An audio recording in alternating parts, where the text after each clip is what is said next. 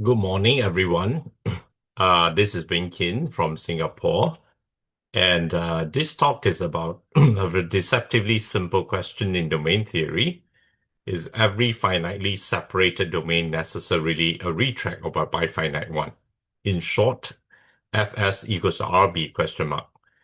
I've titled this Collatz problem of domain theory for a reason, which I will explain shortly. And so this talk is a very special one to me personally because it is inspired by advice I once received from Martin Escado when I was his PhD student. So here's the plan for the next 20 minutes. First, I will recall just enough background to make Fs and Rb definition precise.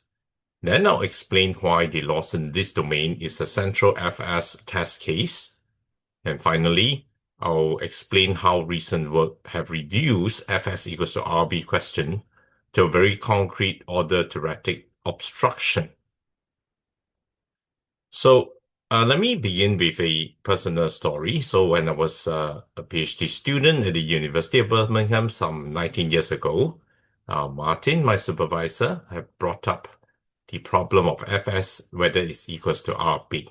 And his advice roughly goes like this: spend at most 5% of your time playing with this problem, but please spend 95% of your time finishing your thesis. So, of course, I listened, and this talk is my belated 5%. But now that I've already earned my tenure some years ago, I think I can afford to waste time intelligently on this Collatz-like problem in domain theory. Now, why do I call this a Collatz problem? Now, we want to think of this as a Collatz problem because it is actually very easy to state, but brutally hard to resolve, just like the Collatz 3n plus 1 problem. And second, anyone who actually attacks it will run into the risk of wasting quite an enormous amount of time. So third, I would want to see that this particular problem is a very fundamental problem. It is important. Kind of like it compares two core finite tree models of continuity in their notational semantics. So really, this talk is about introducing this problem formally. The key players are the Fs domains and the Rb domains, as well as the Lawson-Disk domain. I'll explain why the Lawson-Disk domain is Fs with some new insight, which I gathered over this time. And then I'll indicate how far we are from resolving Fs equals to Rb. So this talk is not about solving it. It's about understanding why it's so hard and where the true obstruction actually lies. So domain theory is about modeling, approximation, and computation. So I will have a quick reminder of what we need. So a DCPO is a poset in which every directed subset has a supremum. And directed means that is non-empty, and every finite pair has a common upper bound. Now, in this talk, all the DCPOs are pointed, so they have a least element. Now, DCPOs form the ambient universe of domain theory. Now, we come to a very beautiful example in this subject, which is about the DCPO of closed disk in the Euclidean plane, which is ordered by reverse inclusion.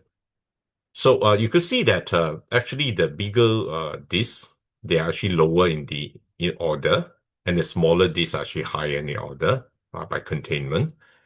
And the picture shows this, okay?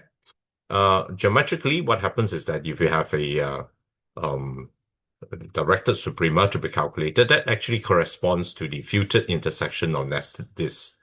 So the disk actually gets smaller and smaller. And that's the yellow one over here, which is a supremum.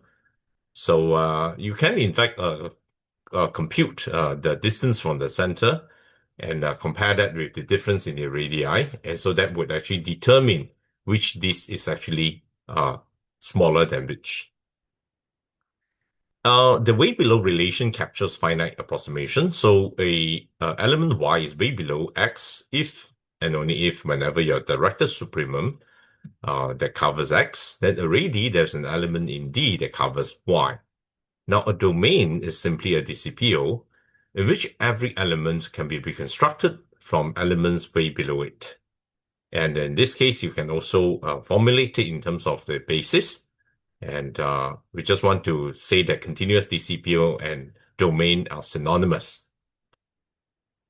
Now we arrive at the very important point where we characterize the way below in the disk domain. So it turns out that the one disk is actually way below the other one if, all right, the higher disk is found in the interior of the lower disk. Okay, of course, the bottom being the entire real plane is going to be way below everybody else. And so if you collect all these guys, the disks which are way below another given one, and you compute the filtered intersection, you recover the D. And so that means to say that this DCPO is a pointed DCPO and is continuous, and so it is a domain. And we call this the Lawson's disk domain. Now, just a fact is that this particular domain is not algebraic because it has far few compact elements. So to introduce FS domain and RB domains and bifinite domains, you need the notion of approximate identity. So essentially, approximate identity on P is DCPO is actually a directed family of Scott continuous self-maps, all right, whose pointwise supremum is the identity. Now, instead of using the approximating elements, we are now actually approximating the identity map itself, all right?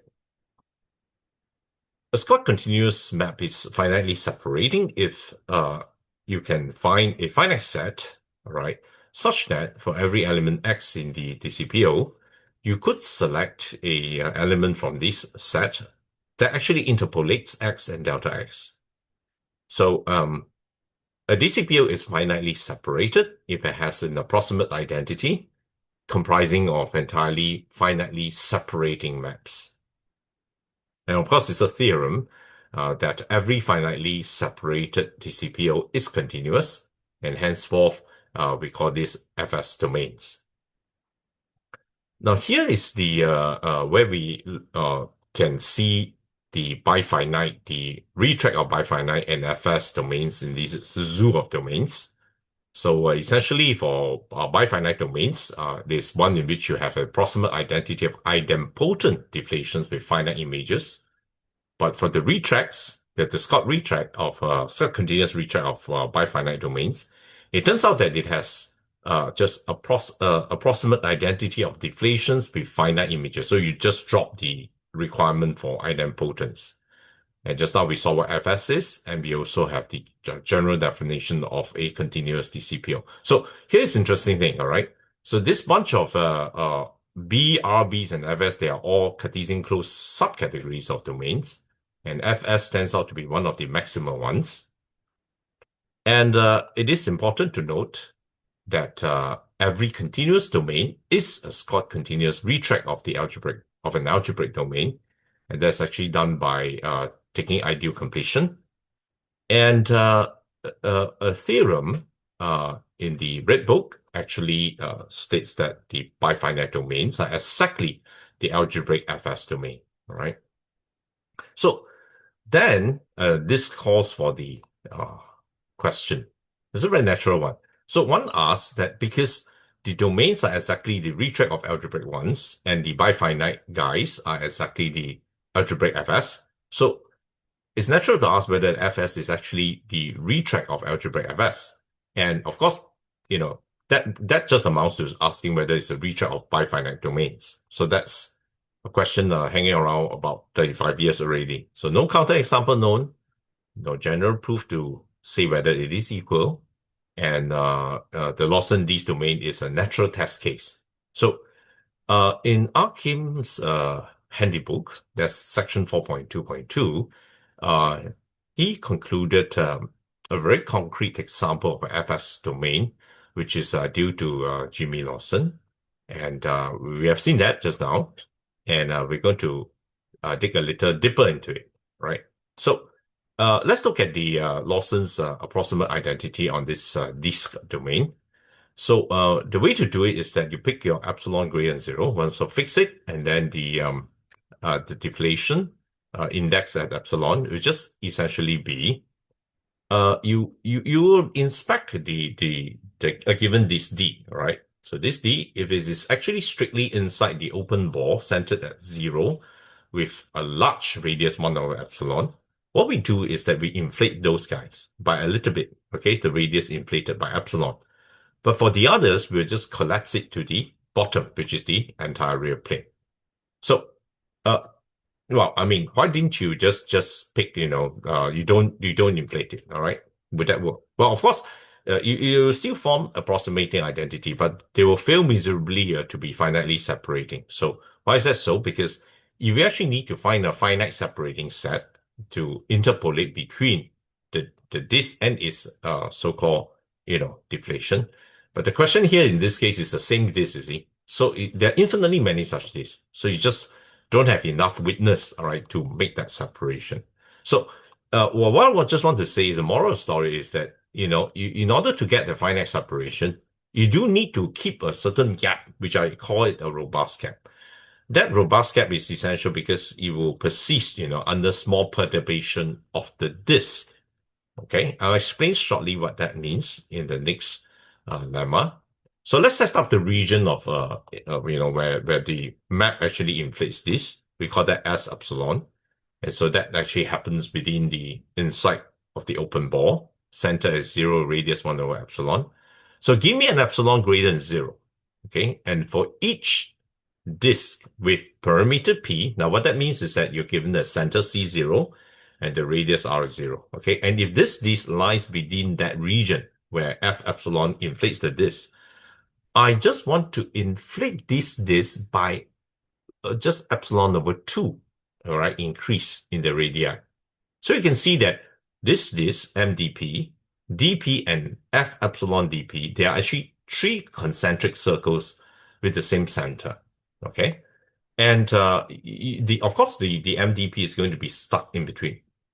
Now, if you set delta to be epsilon over 4, what this theorem says is that if you take a perimeter Q, which is a center C and radius R this, and if that particular this is not too far away from this with perimeter P by epsilon over 4, then you're guaranteed to have the fact that this MDP is sandwiched in between D of Q and F epsilon of D of Q.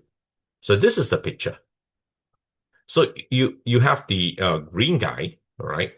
If you kind of like take the red guy and jitter it a little bit, all right, the center, and it's not too far by epsilon by 4, then you're guaranteed to say that the green guy is still sandwiched in between this which is the red disk, that's the DQ, and the blue disk, which is the F epsilon DQ. So this is the so-called robustness picture.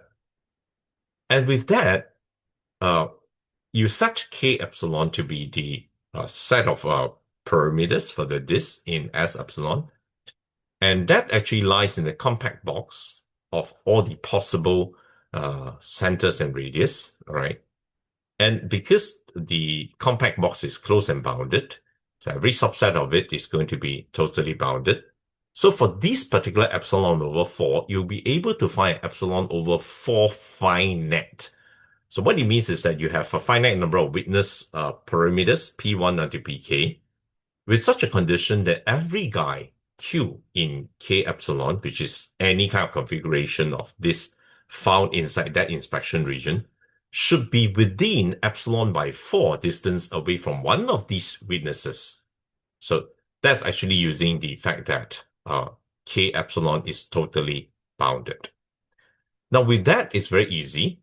For each J, just manufacture this MDPJ with the radius Cj and with the center Cj and the radius Rj plus epsilon over 2. So it's supposed to be stuck in between. And then you make a finite list of that consists of the entire plane and all these M1 to Mks. Now, as a result of that, if you give me a disk, and I say that, well, the disk, if it is not within the regional inspection, very easy. Just set epsilon D to be equals to the entire real plane, and M is just, the real plane as well. It works. But if the disk falls within the region of inspection, then its perimeter Q is a point in the parameter set. It's going to be within, epsilon over 4 distance away from some parameter pj in this finite list. So by the robustness condition, that this mj is going to stuck in between d and f epsilon d, which, proves that f epsilon is finitely separated. So we've seen actually how this robustness condition can be used to show that the Lawson, this domain is an FS domain. But of course, it's still not known whether or not it is going to be RB domain. And so if it is not RB domain, then of course it's settled inequality. If it is, then perhaps we need to look for yet another example. So a recent finding by three domain theorists, Zhou, Li, and Guo in 2018, says this, okay? So if you have every finitely separating map can, by the extent of choice, be represented by a function f delta, which has a finite image and interpolates between the elements x and delta x. So you can replace the set, the finite set, by a finite image map. Now, if in addition, this map is order preserving, then we say that this delta is a super finitely separating map. So their theorem says that a DCPO is an RB domain if and only if it admits an approximate identity consisting of SFS maps. So that means to say that the problem of solving Fs equals RB then reduces to bridging between Fs and this SFS. And after the result, that the problem of Fs, whether it's equals to RB, then becomes a purely order theoretic one in the sense that all you need to do is to determine is it true that every finitely separating map, actually admits a monotone finite image refinement. Now, there are some known coincidences. We know in algebraic case, Fs is equals to the RB, no problem with that. But in L domain and also in consistent joint semilattices and its dual version, it has been shown that these Fs and RB actually do coincide. What we just still don't know is whether or not for the general DCPO, they are going to be equal. So in general, no known way for enforcing monotonicity without losing the finiteness or the continuity. So, of course, there are possible ways one can attack the problem, and I could think of three. One, of course, is the proof or disproof. This is very irritating. I don't know which is true. That the Lawson approximating identity F epsilon can in fact admit somehow mysteriously a monotone finite image refinement. Okay, I'll try investigating. The likelihood is that actually it's not true. Okay, it's very strange, kind of weird, conflicting requirement. Okay, number two is that suppose that the Lawson disk, right, is an RB, okay, with an approximate identity. It comprises of all the SFS map. What you need to do is to try to relate these, hypothetically existing approximating identity with those existing one, okay, which are the Lawson deflations. And so you then hope to get some kind of contradiction and possibly one which is a geometric one. Developing a complete new set of tools will also be one of the ways in which you can do that. So this is something that I've been also working on. So just to close this talk, what we can say is that we have understood the problem of Fs equals to RB by an epsilon amount better than maybe 35 years ago. And so we saw that for the Lawson disk domain, the Fs-ness is justified using, I would say, a kind of a robustness condition. And we also saw the recent development by the three domain theories, is that the RB is characterized by super finitely separating maps. And we also know of certain positive coincidences for these cases of algebraic, L domains, and so on. Now, the core question still remains of whether Fs is in fact equals to RB. I think this is a little bit stubborn. And that's why I say that domain theory at the moment is not quite ready to solve it. And we do indeed need new tools, you see. So generally, there is no known result. And we are left exactly where Martin actually warned me to be cautious that Fs equals to RB still remains as our so-called Collatz problem. It's easy to state. It's dangerous to chase after. Yet it is too fundamental to ignore. So these are the references. Okay, so thank you for your time.